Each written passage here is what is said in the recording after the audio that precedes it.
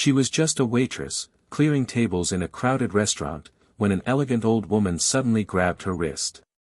With trembling lips, the woman whispered the words that froze time itself, "You have my daughter's eyes." In that same instant, a powerful billionaire, her cold and ruthless son, looked up, saw the truth reflected in her face, and collapsed before the entire room. What secret had been buried for 25 years? And why did one stranger's eyes carry the power to shatter an empire? Clara Evans measured her days in small, steady beats. The clink of polished cutlery. The soft rush of seltzer into a crystal tumbler. The nod from a regular who liked his espresso strong and his conversation silent.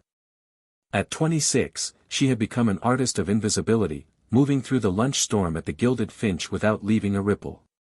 She counted tips in even stacks, counted breaths on the walk home, counted the hours until rent. Rhythm kept the noise of worry at bay. The Tuesday crowd glittered with Boston money. Blazers that never saw rain. Shoes that never touched a subway stair. Clara's tray rode her palm like a compass, guiding her past lean tables and conversations about mergers, galleries, and weekend plans on islands with private docks. She worked the room in smooth arcs. Water at table 7. Dessert at 11. A quiet corner booth at 9. Table 9 held a woman whose age had turned elegance into armor, and a man whose presence cut the room like a blade.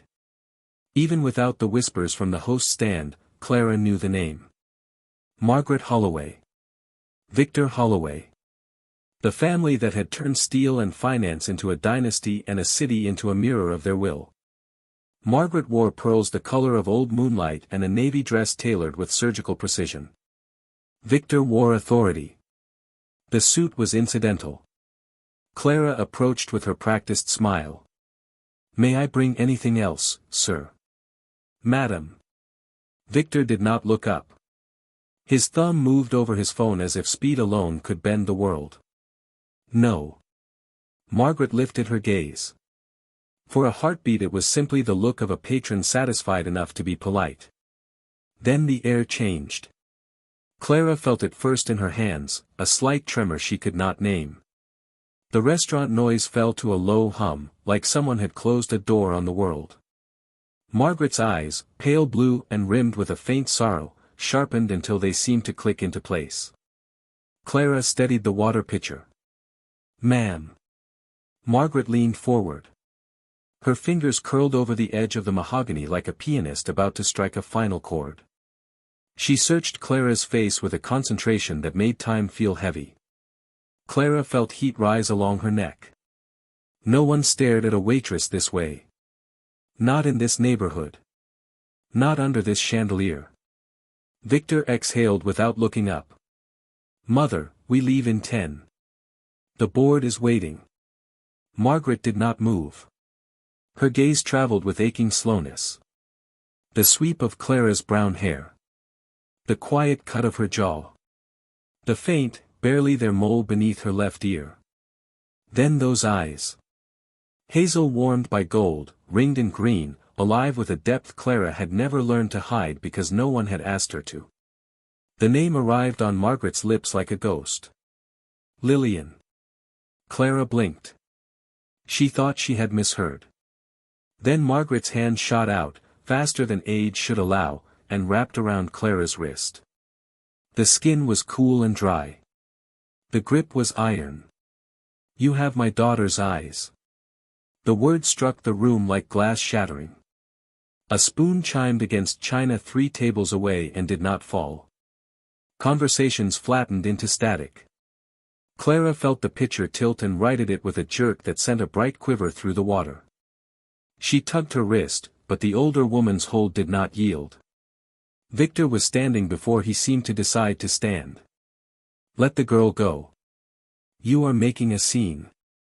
Margaret did not hear him. Her fingers trembled but held. Her voice gained strength from grief that had never learned to die.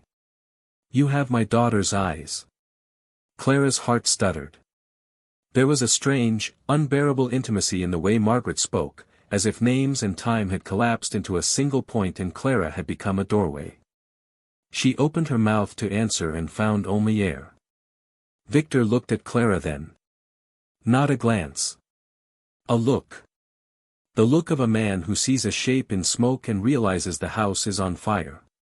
Hazel eyes. The tilt of a cheekbone that echoed a summer's gone profile. A memory rose with brutal clarity. A young woman laughing in a garden.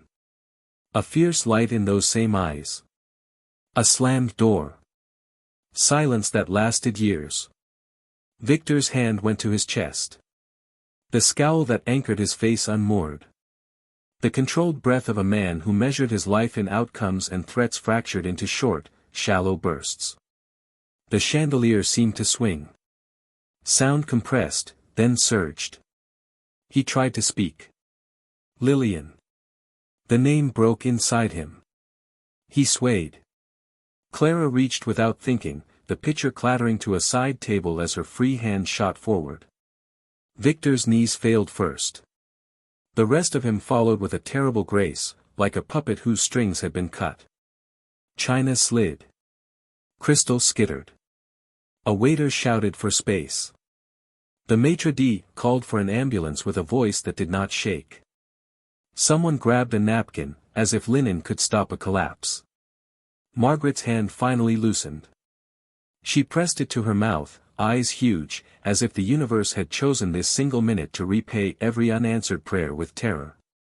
Clara knelt, dizzy with the intimacy of proximity to power that had turned human. Victor's breath came thin and ragged. His eyes, stunned and glassy, found Clara's face as if there were answers written there. In them she saw not a titan, but a brother who had misplaced courage and had spent years pretending he had not noticed. Sirens began as a distant idea and swelled into certainty. The manager cleared a path with a general's command. Paramedics crashed through the doors with practiced speed. Questions cut the air. Age. Symptoms. History. Clara answered what she could, voice steadying because someone had to be steady. They lifted Victor onto a gurney and threaded lines with fluid confidence. The monitor chirped and protested. Margaret moved as if waking from underwater, one palm lingering on Victor's sleeve. Her other hand reached for Clara, stopped an inch short, and hovered there with a plea she could not yet name. A man in a slate suit appeared at Margaret's side, all quiet authority and eyes that photographed everything. He murmured to her and nodded to the paramedics. He spared Clara a single, measuring glance that felt like a promise and a warning. They wheeled Victor toward the doors. The room exhaled but did not breathe. Clara stood amid spilled water that reflected the chandelier like shattered stars. She pressed her palm to the place Margaret had gripped and felt the ghost of a pulse. In her chest, rhythm fled. In its place, a new beat rose, strange and inexorable. Outside, the siren found its full voice and carried the moment down Boylston Street. Inside, the world Clara knew ended and the one waiting for her opened with a sound like a lock turning. The ride home blurred. Clara Evans could not recall the exact moment she slipped her apron into the staff locker, or how her shoes carried her across the stone-paved street toward the bus stop. The city throbbed around her, yet every sound seemed muffled. The words still clung to her skin like ink she could not wash away. You have my daughter's eyes. By the time she reached her cramped apartment on Tremont Street, her body felt heavier than the tray she had carried all day. Inside, Sophia Rossi looked up from a canvas sprawled across their tiny coffee table. Streaks of turquoise and crimson glistened under the lamplight, the kind of chaotic beauty only Sophia could coax from paint. She was Clara's roommate, confidant, and the closest thing to family she had ever known. Clara, Sophia said, dropping the brush, what happened? Your manager called. Said there was an incident. He wouldn't tell me more. Clara lowered herself onto the sagging sofa, fingers trembling as they pressed into the fabric. I don't even know how to explain. A woman grabbed me. She said I had her daughter's eyes. And then her son. Victor Holloway, he just collapsed. Sophia's mouth fell open. Wait. The Victor Holloway? The billionaire? That Holloway? Clara nodded, staring at the blank patch of wall as if it could provide answers. It felt unreal. Like a play where I didn't know the script. Everyone watching. Her hand like a vice. And his face when he looked at me. Sophia leaned closer, her voice soft. That's wild. Straight out of a movie. Are you okay? Clara rubbed her wrist where Margaret Holloway had held her. The ghost of that grip pulsed under her skin. I don't know. She looked at me like I was someone else. Not a waitress. Not me. Silence stretched between them. Outside, a siren wailed, pulling memory back to the restaurant, to Victor gasping for air, to Margaret whispering a name that didn't belong to Clara but somehow fit. Lillian. The following day unraveled in fragments. Calls from her manager, each tinged with unease. Reporters circling like gulls, trying to turn whispers into headlines. Billionaire collapses at Boston restaurant. Mysterious waitress at the center of incident. Her phone vibrated until she silenced it, but silence only left space for questions she could not answer. By late afternoon, a knock rattled the apartment door. Sophia peered through the peephole, then turned with wide eyes. It's a man in a suit. Clara's chest tightened. She opened the door to find a tall figure in a tailored gray suit, his expression carved from stone. His eyes, calm but piercing, studied her with unnerving precision. Miss Evans? His voice carried authority without needing volume. Yes, she managed. He handed her a card. Marcus Thorne. Chief Counsel, Holloway Industries. I'll be brief. Mr. Victor Holloway is stable for now. But the incident yesterday has raised delicate matters. He paused, eyes flicking toward Sophia, then back to Clara. Mrs. Margaret Holloway requests your presence. Discreetly. This evening. At the Four Seasons Hotel. Clara's pulse stuttered. Why? I don't know them. I just served coffee. Marcus's mouth tilted in what might have been a shadow of a smile. Sometimes, Miss Evans, chance reveals more than bloodlines admit. Be at Suite 1409 at 7. Bring identification. Do not speak to the press. Before Clara could object, he inclined his head and turned down the hall, his footsteps precise and final. Sophia shut the door with a thud. This is insane. You can't just go meet them in some hotel. It sounds like a trap. Clara stared at the card in her hand, the letters crisp and merciless. It's not a request. It's an order. The hours until 7 o'clock stretched like wire pulled too tight.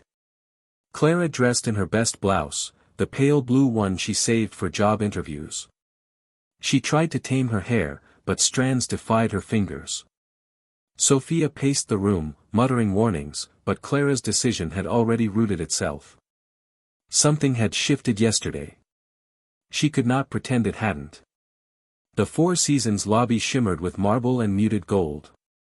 Clara felt like a trespasser as Marcus Thorne met her by the elevators and ushered her upward without a word.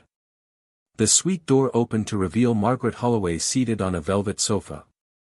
She looked smaller than yesterday, yet her presence filled the room with an aching gravity. Miss Evans, Margaret said, her voice hoarse but steady. Thank you for coming. Please sit. Clara lowered herself into a chair. Her fingers twisted in her lap. My son Victor is recovering, Margaret continued. The doctors say his collapse was triggered by emotional shock. A shock caused by you. Clara swallowed hard. I'm sorry for what happened, but I don't understand. Margaret's eyes glistened with unshed tears.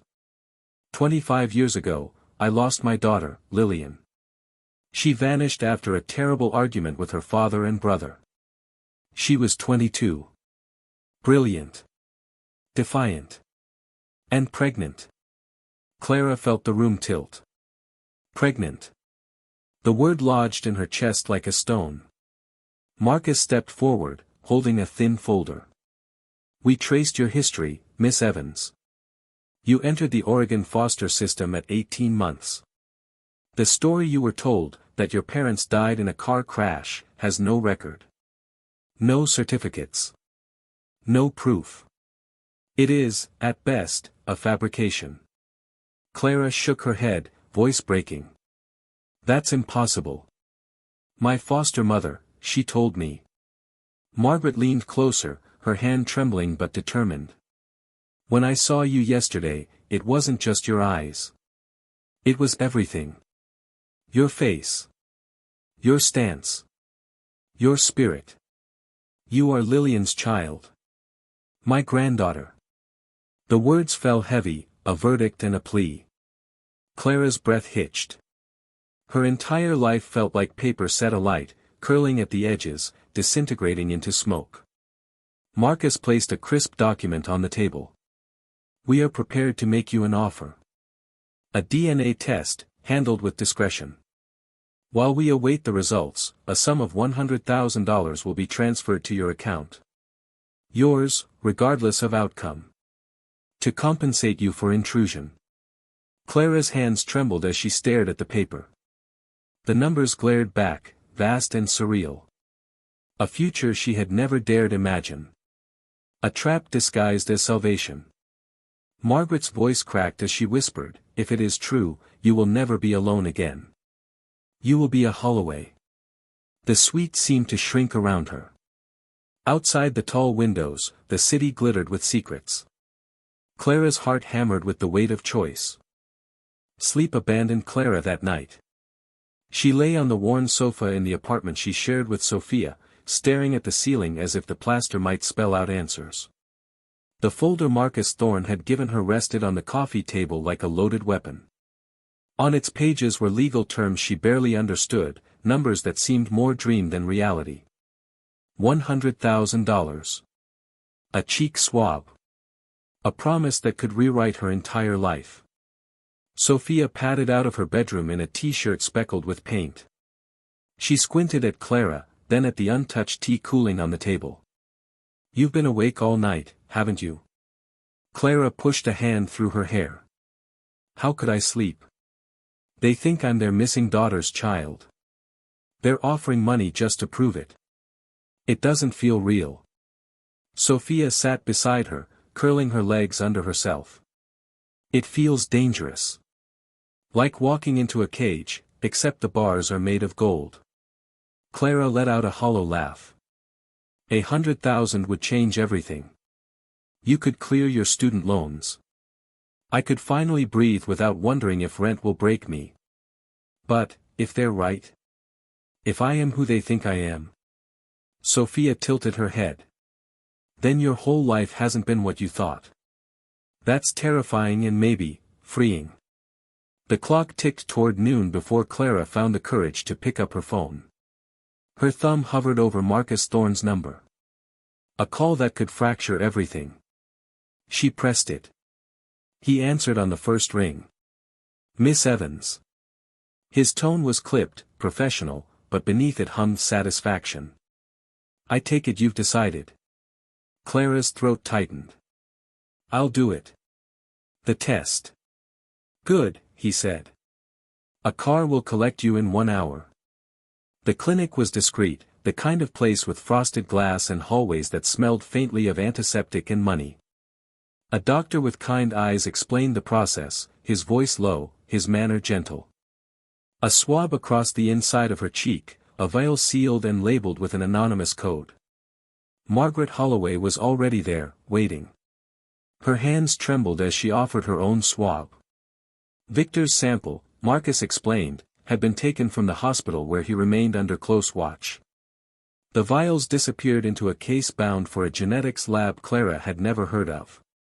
Results will take 1 week, the doctor said. A week. 7 days to live with questions that threatened to drown her.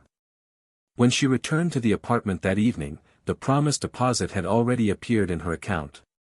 She stared at the figure on the screen, blinking until her eyes watered. 6 digits, solid and undeniable. She had never seen so much money in one place. Sophia leaned over her shoulder and let out a long whistle. That's obscene. Do you believe them now? Clara closed the laptop with a snap. I don't know what to believe. Money doesn't prove blood. The following days unfolded in strange suspension. Clara was urged by Marcus to take leave from the Gilded Finch. Too much press attention, too many prying eyes. She wandered the city in the daylight hours, feeling exposed, as if every glance carried suspicion. The whispers in the news did not help. Billionaire collapses at restaurant. Unidentified waitress at center of mystery. Photographs of her leaving the Four Seasons began to surface online. On the fourth day, Marcus arrived with a black car. Mrs. Holloway would like you to visit the family estate. Privately. The Holloway mansion loomed like a fortress of stone and history in the green hills of Brookline. Its wide windows glared at the world as if daring it to intrude. Inside, corridors stretched beneath chandeliers that had seen generations pass. Clara felt small, her footsteps too loud against polished floors. Margaret met her in a sunlit conservatory, orchids spilling color in every corner. Age had left her frail, but her eyes burned with fragile hope. I wanted you to see her, she said, leading Clara down a hallway lined with portraits. They stopped before an oil painting. Clara's breath caught. The woman staring back from the canvas was both a stranger and a mirror. Dark hair, firm jawline, and the same mole beneath her left ear. But the eyes, the same hazel eyes that haunted Clara in her reflection, blazed with fierce defiance. My Lillian, Margaret whispered, her hand hovering close to the frame. Painted the summer she turned 21. She hated sitting for it, but I insisted. She was fire and thunder, always clashing with her father, with her brother. She loved fiercely. She fought fiercely. Clara's pulse quickened. She searched the painted face for answers, for kinship. The resemblance was undeniable. Yet the thought of belonging to this family felt impossible. Over the next hours, Margaret told story after story. How Lillian clashed with Victor over tradition and duty. How she had fallen for a man who painted music with his soul but carried no wealth in his pockets. How her defiance had split the family apart. And then she vanished, Margaret said, her voice cracking. Without goodbye. Without trace. As the sun dipped, Margaret pressed a velvet box into Clara's hands. This was hers. I want you to have it. Inside lay a tarnished silver locket, delicate and fragile. Clara opened it with care. On one side was a faded photograph of a younger Margaret. The other side was empty.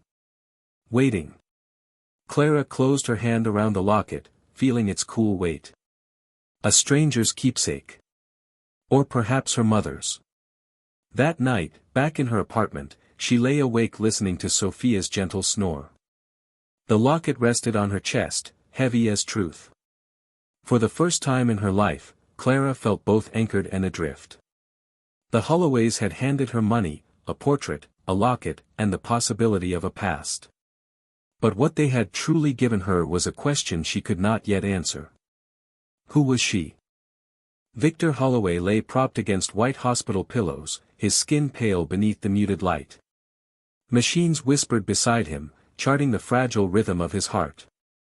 He had built an empire from steel, numbers, and fear, yet now his body betrayed him, reducing power to weakness.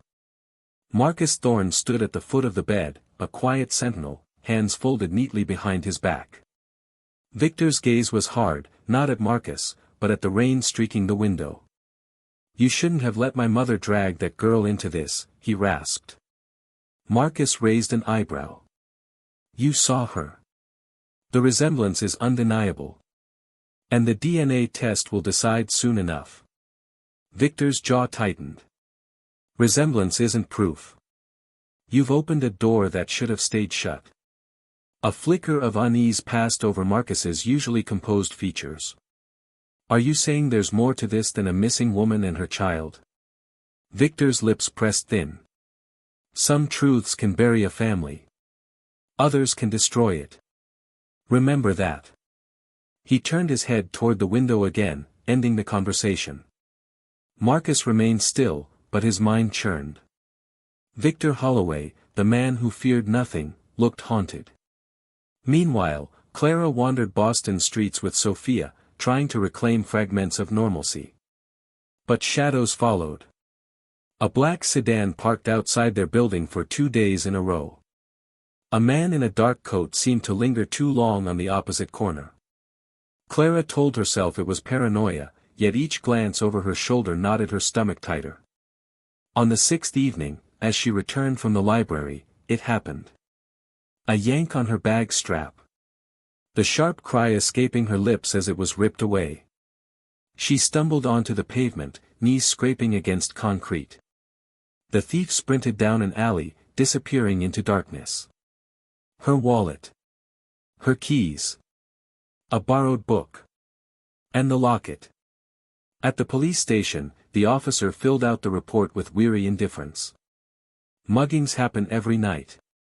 You're lucky it wasn't worse. But when Clara explained what had been stolen, her voice trembling, Marcus's reaction was nothing like the officer's. He called her immediately after she returned home, his tone sharpened to steel. What was in the bag, Miss Evans? Nothing important. My wallet, some cash, the locket Mrs. Holloway gave me. Silence stretched, heavy and deliberate. Then Marcus's voice came back, low and urgent. The locket? Listen carefully. Pack a small bag. I'm sending a car for you. You will stay at the hotel until the results are ready. Clara blinked, clutching the phone. Isn't that an overreaction? It was just a mugger. No, Marcus cut in. A mugger who ignored the cash and took a worthless old locket. That was no random theft. Someone knows exactly who you are. And they don't want that locket in your hands. An hour later, Clara stood in a gilded suite at the Four Seasons. The city glittered through glass walls, but she felt trapped inside a cage of marble and silk. A guard was posted in the hallway. Sophia hugged her tight before leaving, whispering, "Don't let them cage you, Elle. Even if it's a palace." Days bled into nights in the suite, the air heavy with waiting. Margaret visited once, fragile yet determined, her cane tapping across the floor. She told Clara stories of Lillian's laughter, her fire, her rebellion. Clara listened, torn between hunger for connection and fear of drowning in someone else's history. One evening, Marcus entered with a folder. His expression carried the gravity of a man who had dug too deep. I pulled the original police file on Lillian Holloway's disappearance. Buried in supplemental notes was a name ignored for decades.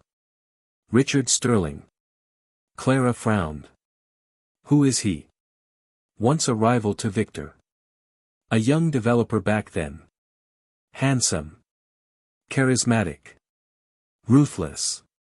For a time, he courted Lillian. Their relationship ended badly, and she told a friend he frightened her. Said he was tied to dangerous deals. The family pushed investigators toward her artist lover instead. Sterling slipped through. The name coiled cold in Clara's mind. Marcus continued. Sterling didn't vanish. He grew into a magnate with shadows at his back. Men who erase problems. Clara's pulse hammered. You think he had something to do with my mother disappearing? Marcus's eyes held hers. I think Richard Sterling is a man who never lets go of what he believes is his. And now, he knows about you. Clara sank into a chair, the velvet cushion swallowing her. The locket. The sedan.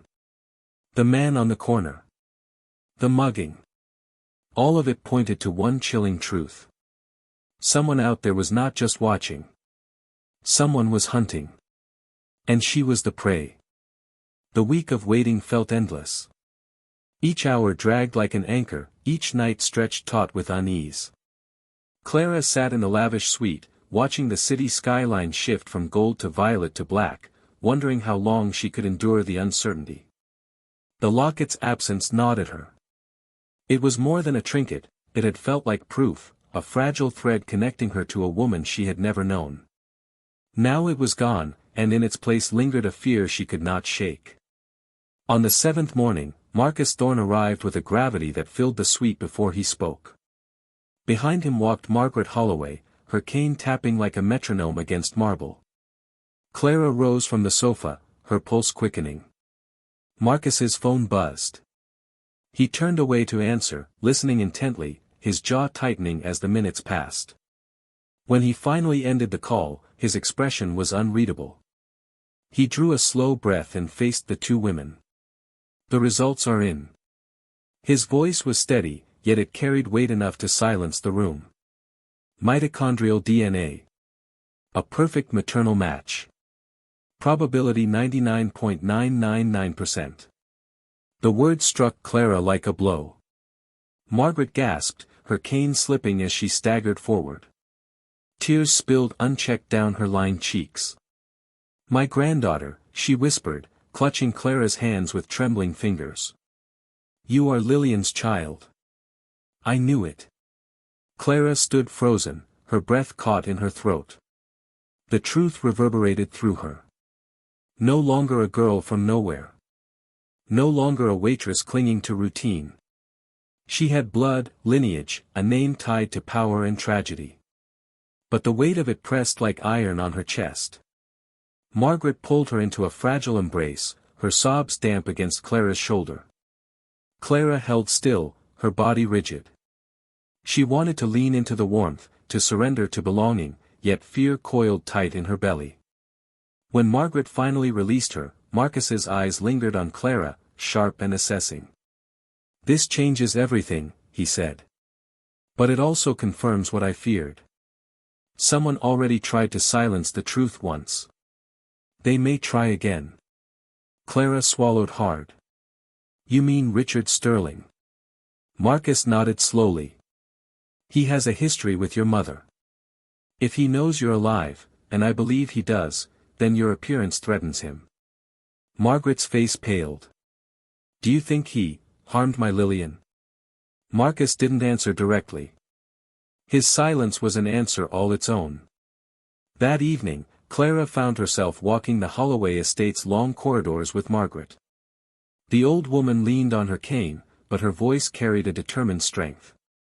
"I want you to see the library," she said. Inside, towering shelves lined with leather volumes smelled of time and dust. One wall displayed portraits of Holloway ancestors. In the center hung Lillian, immortalized in brushstrokes of defiance and fire. Clara's breath caught. The resemblance was uncanny. The same hair. The same jaw. The same stubborn spark alive in the eyes. "She was brilliant," Margaret whispered, her hand hovering just short of the canvas. "But she was not careful. She clashed with her father, with Victor, with anyone who tried to cage her. She loved an artist named James, but before him, her voice faltered. There was Sterling." Clara turned toward her. "Why did no one ever tell the truth?" Margaret's eyes glistened. "Because it was easier to believe she ran away. Easier than facing the possibility that someone took her from us." As dusk deepened outside the tall windows, Clara felt the portrait's gaze burn into her. For years she had wondered who she was. Now she knew, but with that truth came a darker inheritance. Later, alone in the suite, Clara sat with Sophia, who had come to stay with her. They stared at the glowing bank balance on Clara's laptop. Sophia whistled low. "That's your life now, Elle. 100 grand just to breathe their air. And if you're truly theirs, you'll never worry again." Clara closed the laptop with a snap. "It's not about the money. It's about what it means. My whole life, everything I thought I knew, it's all a lie. And if Sterling really had something to do with my mother's disappearance," her voice trailed off, but her eyes hardened. "Then I'm not safe." The room fell quiet. The city glittered beyond the windows, but in the silence lay a chill Clara could not ignore. She was no longer invisible. She was a Holloway. And that made her both heir and target. The hospital room was hushed, broken only by the steady beep of machines monitoring Victor Holloway's fragile heart. The scent of antiseptic clung to the air. When Clara stepped inside with Margaret, her breath faltered. The man who had once seemed untouchable now looked frail, smaller beneath crisp sheets, his skin ashen, his power stripped away. Victor's gaze lifted to them. For the first time, his eyes softened, not with welcome, but with defeat. "So it's true," he murmured, his voice ragged. "You are Lillian's child." Margaret clutched Clara's hand tighter, her lips trembling. "Yes, Victor. The test confirmed it. She is your niece. My granddaughter." Victor closed his eyes. A heavy sigh shuddered from his chest, more than exhaustion, almost resignation. "Then the past I buried has clawed its way back. And the reckoning has begun." Clara's skin prickled. "What do you mean?" Victor gestured weakly toward a chair. "Sit. Both of you. There are truths I should have spoken 25 years ago." The room seemed to shrink. Clara sat stiffly, Margaret on the edge of her seat, her knuckles white against her cane. Victor's gaze fixed on a point beyond them, as if staring into the night of memory. "I told everyone Lillian stormed out after an argument. That she left because of pride. But that wasn't the whole truth. She came back. Hours later. I was in my study, drowning in my own anger.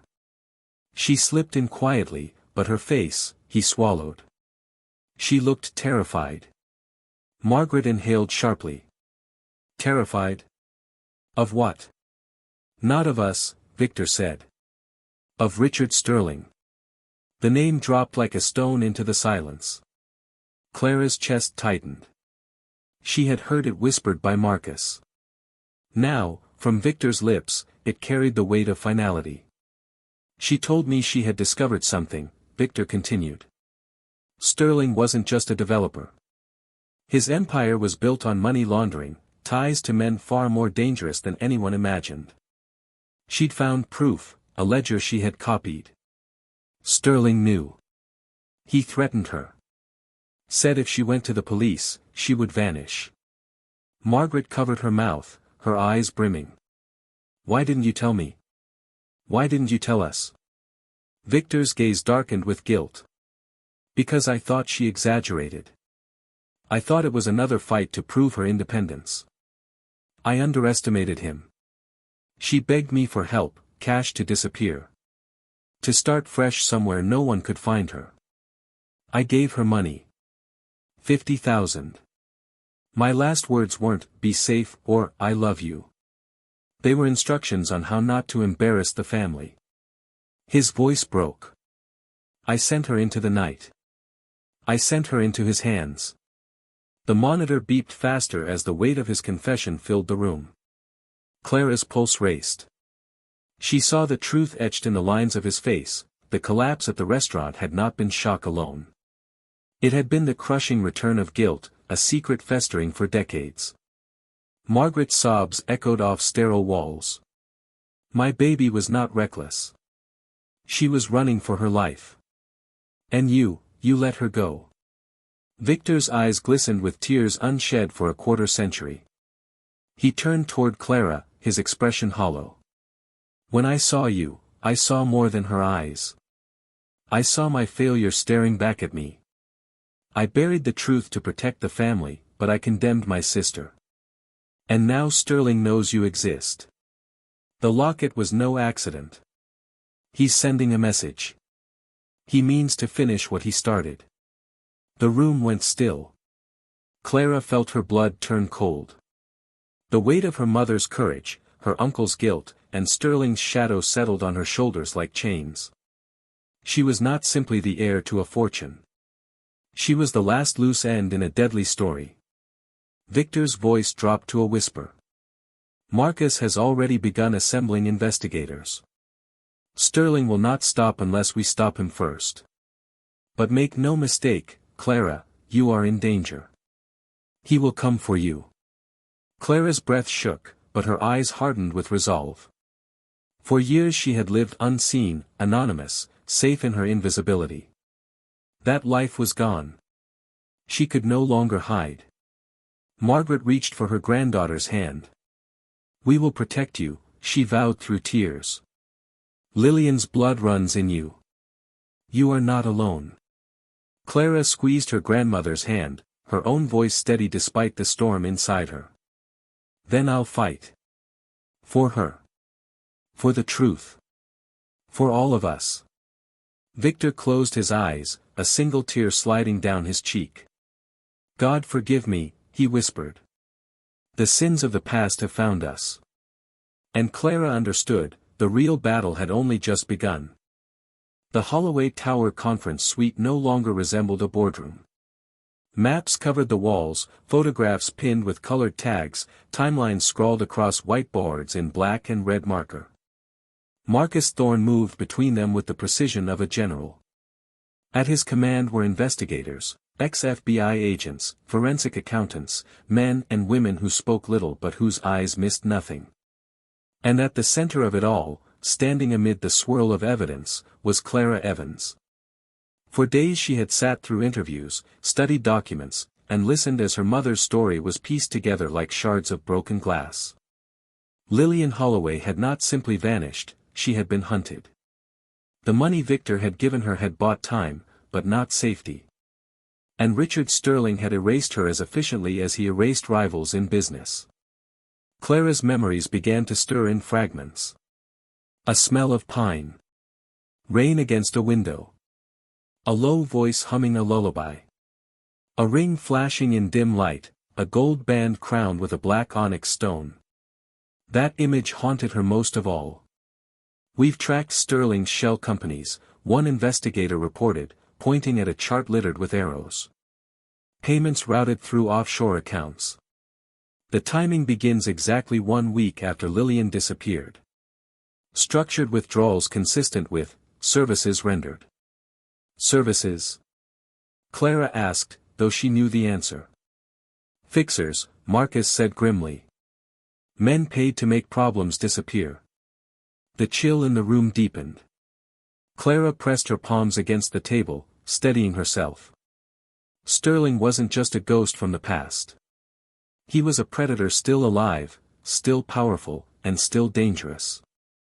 Later that night, Margaret invited Clara into the Holloway library. Dusty boxes had been pulled from the attic, filled with Lillian's belongings. They sifted through diaries, sketchbooks, faded photographs. Clara traced her fingers over lines of passionate handwriting, pages filled with poetry and defiance. Among the photographs, one made her freeze. It was a candid shot at a lakeside cabin. Lillian laughed, her back half turned to the camera. Behind her, leaning against a tree, stood a man half hidden by shadow. His smirk was sharp, his posture casual. On his finger gleamed the same black onyx ring. Clara's breath caught. "That's him." Her hand trembled as she pointed. "Richard Sterling." Margaret peered closer, her face tightening. "Yes. Lillian brought him once. I never liked him." His eyes were cold. But Clara wasn't looking at his eyes. She was staring at the ring, and with it, the memory sharpened. She was small again, strapped in a car seat. A man leaned close, his voice low, menacing. The onyx stone glinted under the dash light while her mother's voice broke, begging him to stay away from her baby. "I remember," Clara whispered. "I saw him. He was there." The revelation jolted Marcus's team into motion. Records were cross-referenced. Property deeds combed. They found a cabin near the Canadian border, purchased through one of Sterling's companies, later destroyed by fire. Too many coincidences. Then came the envelope. It arrived at the hotel where Clara still stayed under guard. No return address. Inside lay a single Polaroid, faded and creased. It showed Lillian, gaunt but radiant, cradling a swaddled infant in front of a small clapboard church. On the back, written in shaky ink, were 3 words, "St. Jude's Danville." Clara's knees buckled as she clutched the photograph. Margaret gasped, tears spilling freely. Marcus wasted no time. Within hours, they were driving north, escorted by Holloway security. Danville was a forgotten town in Vermont's hills. St. Jude still stood, weathered but intact. The priest was long gone, but records remained. In a brittle registry from 25 years ago, Clara's name appeared, Emma Vance. Parents listed as deceased. Godmother, Catherine Ollie. Marcus closed the book with deliberate care. Your mother trusted the one person she believed could protect you. A housekeeper who vanished the same year Lillian did. She took you west, gave you a new name, and raised you as her own. Clara's hands trembled as she held the Polaroid against her chest. Proof. Her mother had not abandoned her. She had saved her. But joy was fleeting. News reached Marcus's phone as dusk settled over Danville. Sterling's private jet had landed outside Boston. One of his men had rented an apartment across from Clara's old home. He wasn't hunting blindly. He was waiting. Sophia. Clara's heart thundered. Sophia was still at the apartment, unaware of the trap. Sterling couldn't reach Clara in her guarded suite, so he had set bait with her best friend. We have to go, Clara said, her voice raw but firm. If it's me he wants, I'll give him what he's after. But I'm not letting him touch her. Marcus's protest died under her stare. Margaret, frail but fierce, gripped Clara's hand. Lillian's blood runs in you. Be brave. End this. The hunt was no longer about uncovering the past. It was about surviving the present. And the moment Clara turned toward Boston, she knew there would be no turning back. The drive back to Boston was a blur of headlights and pounding heartbeats. Clara Evans sat in the back seat of the armored SUV, her fists clenched against her knees. Beside her, Marcus Thorne's jaw was set in stone, his phone buzzing every few minutes with updates from the team shadowing Richard Sterling. Each report made the danger more tangible. Sterling had left the airport. His men were in position. And Sophia Rossi was still inside the apartment, unaware she had become bait in a trap meant for Clara. As the convoy rolled onto Tremont Street, Clara's chest tightened. The familiar brick building loomed, but the windows felt hostile, alive with menace. Marcus gripped her arm. You don't have to go in. We can storm it. Take Sterling's man alive. Clara shook her head. This started with me. If I don't walk through that door, Sophia will pay the price. I won't let that happen. Against Marcus's protests, she strapped on the discreet wire one of the agents handed her. The microphone nestled beneath her blouse, a silent lifeline to the tactical team waiting in the shadows. Her pulse raced, but her voice was steady. If I give the signal, you come in. The hallway outside the apartment was eerily quiet. Clara turned the key slowly, her breath caught in her throat. The door creaked open. Inside, Sophia sat stiffly on the sofa, her eyes wide with fear. Behind her stood Richard Sterling.